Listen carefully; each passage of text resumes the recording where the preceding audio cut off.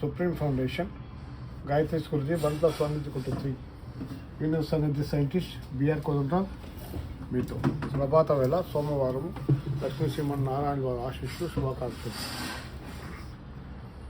So విశ్వానికి నాథుడు విశ్వనాథుడు.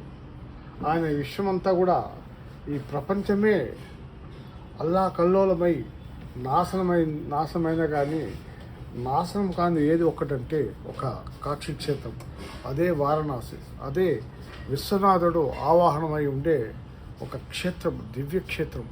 ఆ క్షేత్రంలోని నాకు అనుభవాలు చెప్తాను. ఆ శిఖరంలోని త్రిశూలము డమరుకం, అది ప్రాపంచిక శక్తిని ఎనర్జీస్ను ఫార్మేషన్ చెప్తాను అనమాట.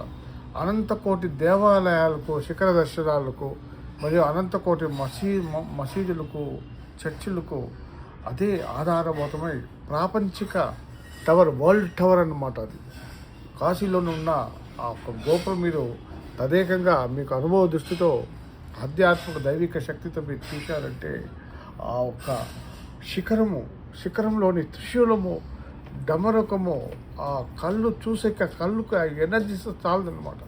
ప్రాపంచిక దేవాలయాల కన్నా కూడా అక్కడి నుంచి ఆవాహనం, ఆ టవర్ అంటే శిఖర దర్శనం, ఆ కాశీలో ఉన్న శిఖర త్రిశూలము డమరుకం దర్శనం నుంచే ఆ ఒక ఎనర్జీస్ అన్ని గోపురాలకు, చర్చిలోని 6 గంటకు మ్రోగే గంటకు, మసీదులోని ముల్లాలు కూసే ఆర్తనాదాలకు అక్కడి నుంచి ఆ ఎనర్జీస్ తాకుతుంది అన్నమాట.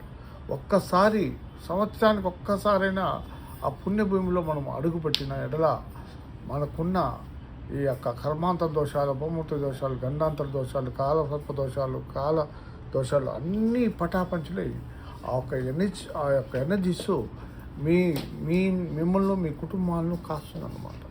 సో ప్రతి సోమవారము మీరు అయినంత వరకు ఒక దీపం, నేతి దీపం, ఆవు నెయ్యితో దీపం వెలిగించి, అక్కడ నందీశ్వరుని అనుగ్రహం దొరుకుతుంది. ఆవు నెయ్యితో దీపం వెలిగించారంటే అక్కడ ఆ పరమశివుని యొక్క గణము, నందీశ్వరుని యొక్క మీకు అనుగ్రహం దొరుకుతుంది.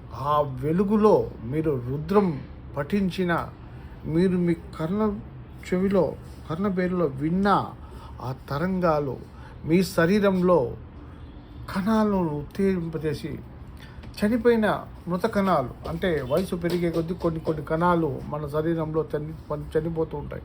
ఇది శారీరక సైన్స్ అన్నమాట, ఫిజికల్ సైన్స్, ఫిజియాలజీ సైన్స్ అన్నమాట. నేను వైద్యం చేసే ఒక దీంట్లో నిగూఢంగా నేను కనుక్కున్నది, వయసు పెరిగే కొద్దీ ఆ ఒక కణాలు మనకు చైతన్యం తగ్గిపోతూ ఉంటుంది.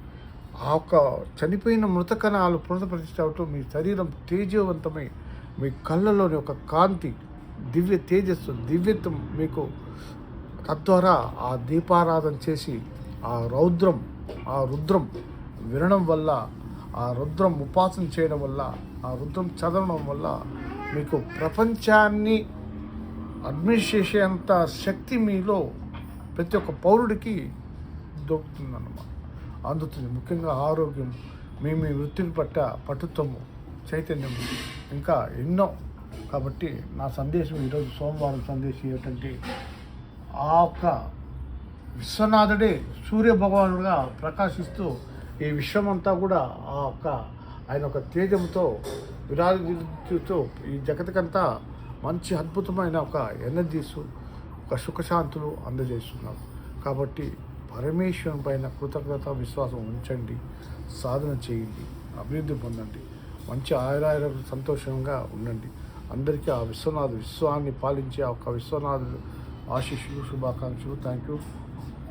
నమస్తే.